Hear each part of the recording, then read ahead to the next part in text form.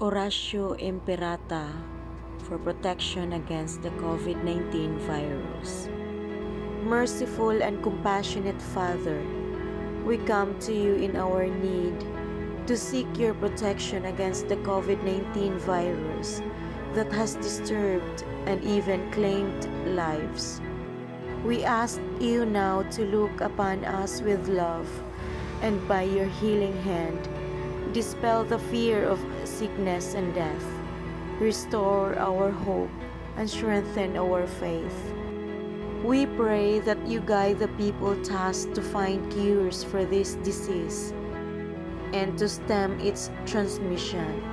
We thank you for the vaccines developed, made possible by your guiding hands. Bless our efforts to use these vaccines to end the pandemic in our country.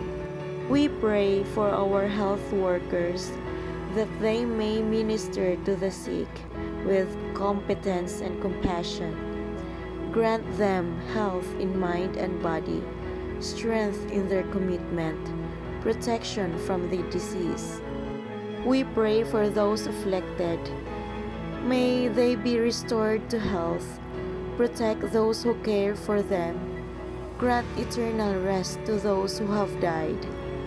Give us the grace in these trying times to work for the good of all and to help those in need.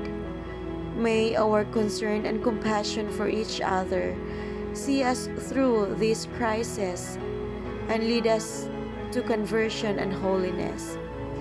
Grant all this through Lord Jesus Christ, your Son, who lives and reigns with you in the unity of the Holy Spirit, God, forever and ever. Amen. We fly to your protection, O Holy Mother of God. Do not despise our petition in our necessities, but deliver us always from all dangers, O glorious and blessed Virgin Mary. Amen. Our Lady, health of the sick, pray for us. Saint Joseph, pray for us. Saint Raphael the Archangel, pray for us. San Roque, pray for us. San Lorenzo Ruiz, pray for us.